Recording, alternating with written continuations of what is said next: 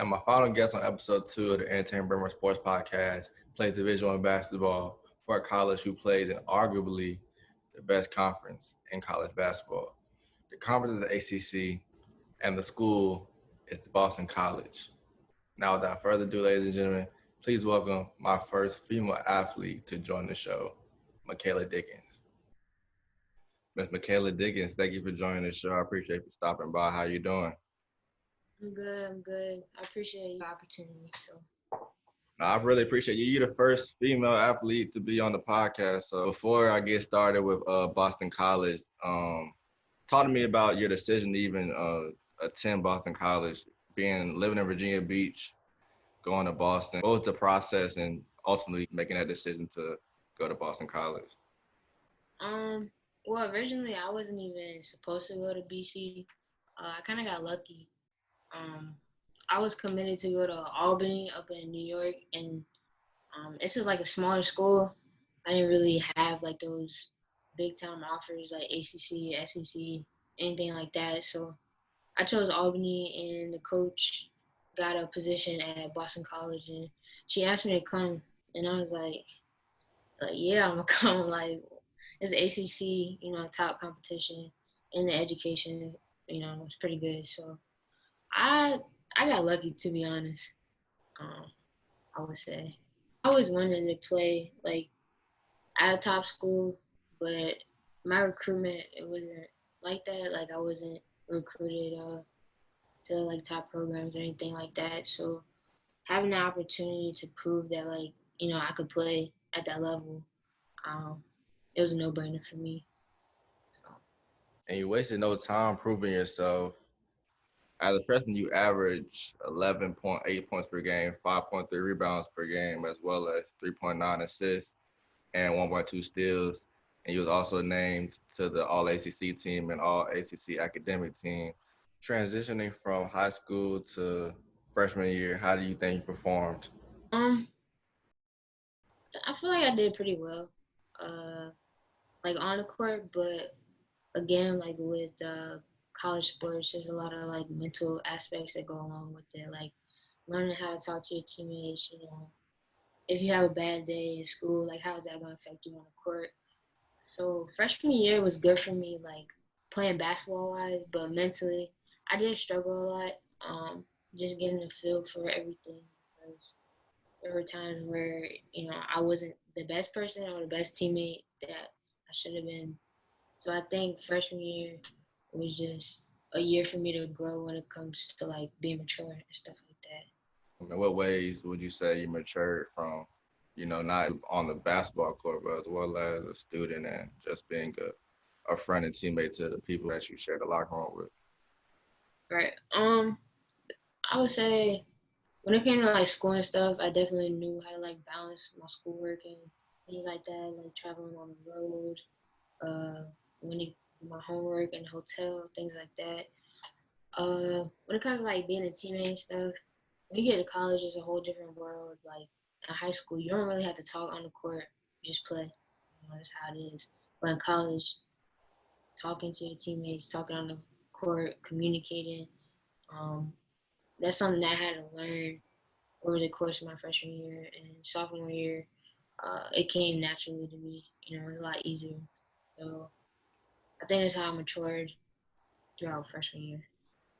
Hit a game winner in your freshman year against Duke in overtime, and talk a little bit about how that was and playing in big moments like that. I don't even. All I remember is that game was long as hell. It was like I think we went to like 2 overtimes. And I basically played like the whole game. Like it was dead tired, but yeah, I just remember coming off the little screen. I still remember it to this day because like it was something huge. Um, Not many people would get to experience that, but like, I remember coming off the screen and I just had this time to shoot it. It was short, but like I got it up, and once I let it go, like I knew it was going in. But like my team started celebrating and stuff, and it was still like a second left on the clock, and y'all celebrate. We're supposed to get back on defense. That's the only thing that I was worried about. I didn't really care that, like, I made it. I was just trying to make sure we got back on defense and stuff like that. But hitting that shot, it was good for me because like I went to a Duke camp when I was younger, and like they didn't look at me at all. So I'm like, I kind of got my revenge in a way, So yeah. That's cool. That's cool to even say. I mean, probably in your head, like, yeah, I could be doing this for your school, but All right, yeah. we missed out. Now, this past season was your sophomore season, and you guys were playing terrific basketball. You guys had a record of 20 wins and 12 losses and was on pace to make it to the NCAA tournament for the first time since 2006. How was that feeling knowing you guys accomplished a whole lot, but it ultimately got shut down due to the global pandemic? Um, it was hard. Like when they told us that like the tournament was canceled and stuff, it was pretty hard for us. I think this year was one of the most like special years that I'm probably ever gonna have throughout college with a team I was with because when you're part of a team, you have like a certain chemistry, and when it clicks, it clicks. And with that team, it was there. Like we were always on the same page, even when like say we lost a game, we always bounce back. We always found a way to pick each other up, things like that. So having this year come to a close uh, due to the virus, it kind of sucked. But there's really nothing that you can do but wait. And I think next year is it's gonna be a huge rebuilding year for us. Because like we're not having summer workouts right now. We're not with the team anymore. So when we get back, it's gonna be hard because we got like 3 freshmen coming in, and I think 3 seniors left. So it's gonna be like a brand new team, pretty much. Do you think that there will be upcoming season, and if it isn't, how do you feel you would be able to respond whenever it resumes? Um, I talked about it like with my teammates. We always talk about it in the group chat and stuff like that. Personally, I'm kind of hoping that there isn't a season. That's just me because I feel like if we do have a season, they're only talking about having conference play, which is like half of our games. And then on top of that, it's like, if we do get tested and we test positive before a game, are you telling me that like I can't play?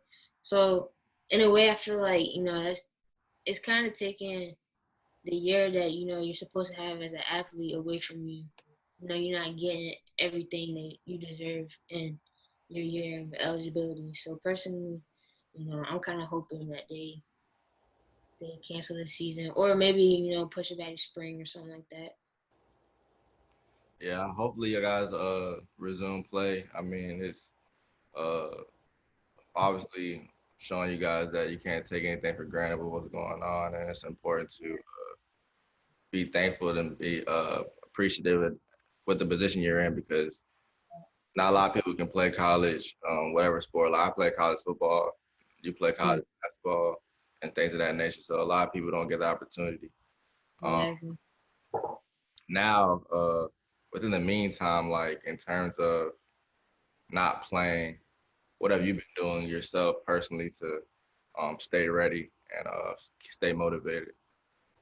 Um, I've been working out, here and there, but like I haven't been working out that much because during the season I actually had like a stress fracture in my leg, and I played on it like most of the whole entire season. So right now, like I'm pretty much resting to make sure like it's all healed and everything like that. So when I get back, you know, I ain't gonna be ready, but um, I'm just trying to let my leg heal for right now, and then when I get back, you know, get extra training, extra conditioning to get ready for the season if we have one. And I got one question about being in Boston, Massachusetts. What do you do in your free time when you're not playing basketball out there? I be sleep. Like if I got a break from basketball, like after practice or anything like that, like I'm going to sleep. But sometimes we do, as a team, we do go down like to the downtown Boston. We might grab like a bite to eat, but we mostly go out to eat as a team, if anything, like in our off time or anything like that. Or we have like game nights, movie nights together. I spend a lot of time with my teammates. Like I don't really got friends like that outside of my team. So that's pretty much what I do in Boston.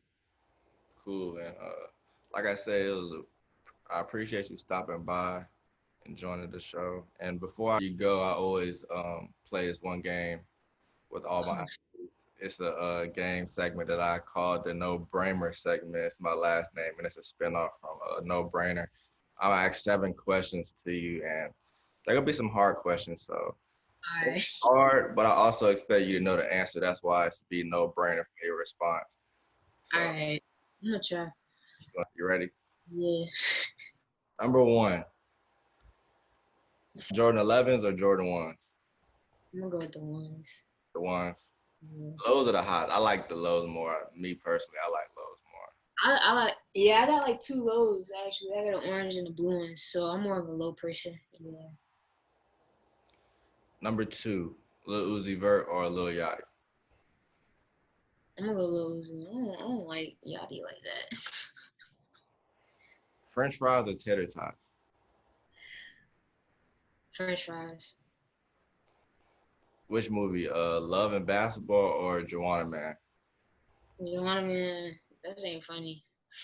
Love and Basketball, a classic. I know, but like I watch that too much, and it's unrealistic. That don't happen in college. Virginia weather or Boston weather? Oh, that's a hard one, man. I'm gonna go with Boston. I like it cold, so I know it's crazy, but I don't know. To me, I dress better in the cold. You got your Uggs, beanies, stuff like that. So. All right, this one is going to be a tough question.